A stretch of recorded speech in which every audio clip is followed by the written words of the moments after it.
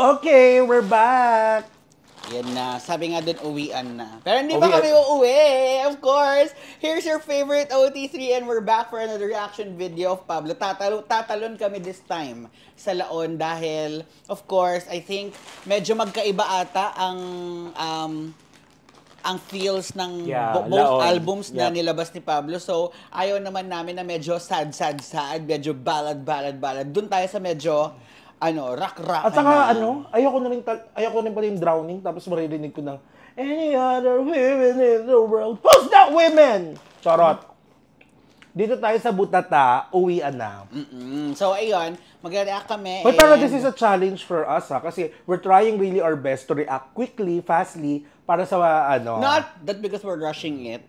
Not pero gusto rin because kasi of talaga that. naming makapag-produce pa ng marami. Kasi parang, of course, unang-una kailangan mabawi natin yung pag-stay natin today. True. So parang dadamihan talaga namin. We're going to try our best. Pero at the same time, yung may energy pa rin naman tayo mag-react ha. Oo naman. Diba? Okay. Butata? Ito ba yung butata na sa basketball, sa intramurals? Alam mo yun? Ganun ata ng bola. Ay, palpal yun eh. Oo, hindi na butata. Yun. Hindi, yun na nga yung parang yung tawag na butataan. Basta sure ako dito nagba-basketball, so natin alam yun. Nanonood lang ako ng liga dati kasi maraming lalaki. Hindi, ano nga yun? Tama yun, butata. Huy, grabe ka naman maglansones. Alam mo yan. Girl, pahingi Dinner ba yan? naman. Okay, makinig na tayo. It's quite short. Oh my God, 2 minutes and 17 seconds. So, baka naman mabatay 23 minutes dito. Go.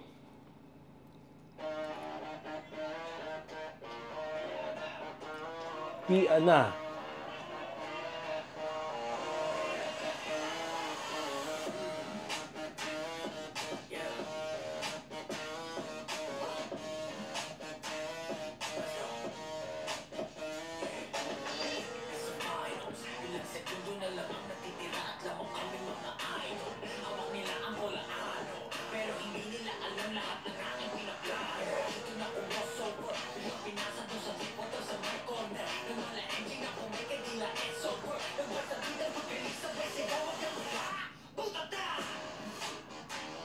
I like it! Sorry. Parang ang ganda nung kanta kasi, girl, dinala ka niya sa senaryo ng may nagba-basketball. Alam mo yung pag yung laban na mag-overtime. Oo! LPU moments ba to? Correct. Parang NCAA moments to na parang, oh my God, may tawag dito parang last, parang ilang segundo na lang. It's either kailangan maka 3 points ka o mag-overtime kayo. Or kaya, lamang yung kabila, anong plano mo? Okay, I'm getting it. I think, Pablo kasi is, plays basketball Alam mo, ang naalala ko dito, High School Musical.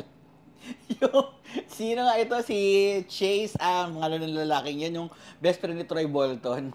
Yung nagbabasketball sila na part na, basta di ba sa basketball player kasi sila Zac Efron doon, di ba? Oo, si Troy Bolton.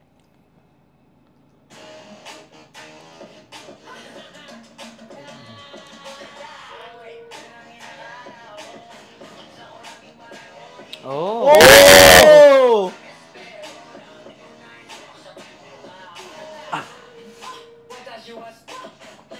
Ay!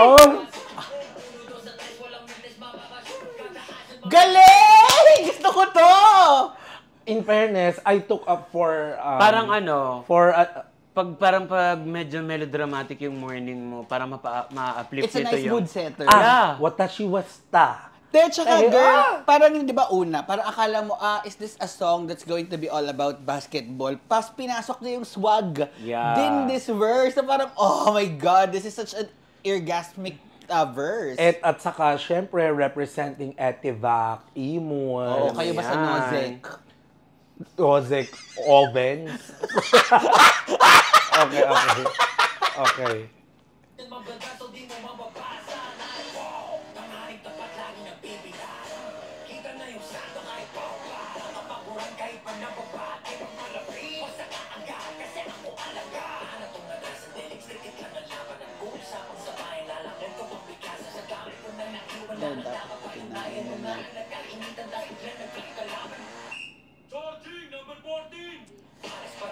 Galing!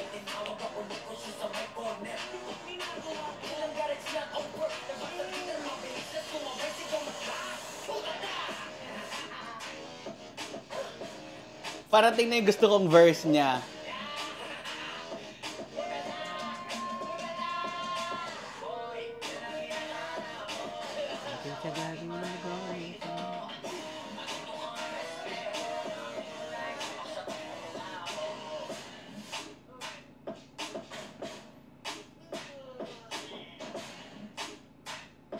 Galing! Galing ng beat drop!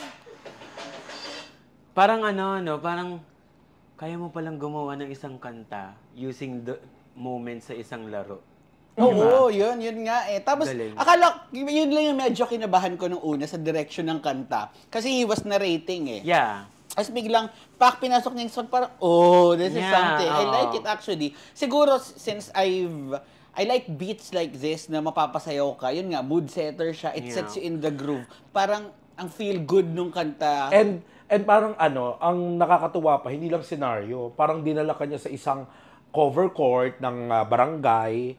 Parang ganun yung feel ng song. And at the same time, pag napapakinggan natin minsan, kuwari si Philip, parang meron siya tinatap na market. I think Pablo is also tapping into another market.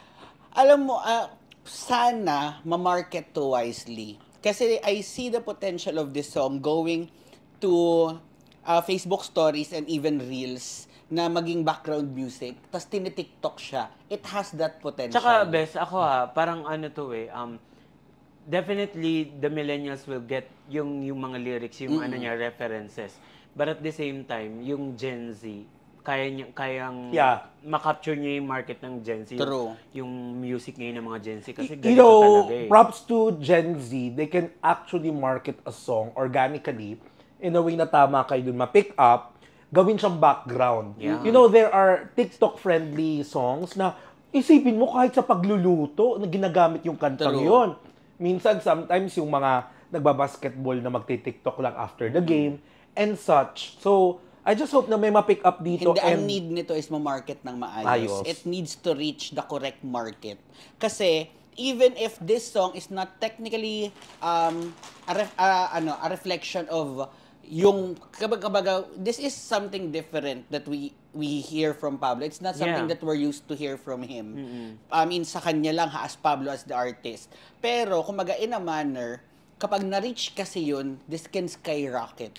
Yeah. Promise. Sana lang market to ng maayos. And I hope this is a song na magtataka yung iba na, wait, what is Butata? Bakit siya nasa chart?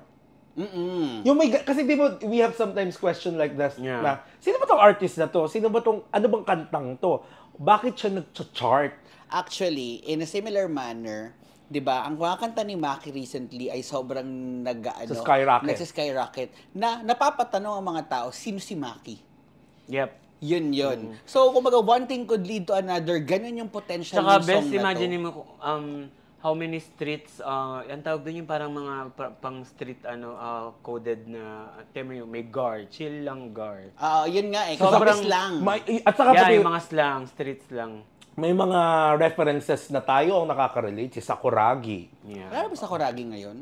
Hindi na sikat sa mga bata eh. Ano na sila? Hindi na to, abot kami ang pangarap na. Gago. Or if ever Kasi man, nga, hindi, dati if sa times- ever man, yung sa Japanese, kung iaano mo sa Japanese, yung volleyball, yung, ano yun? Yung Smash? Haikyuu? Haikyuu, oo. Yeah. Pero yun, Yun ganda nga. na lang. So yung mga reference dito, talagang it only proves na batang 90 si Pablo. Yes.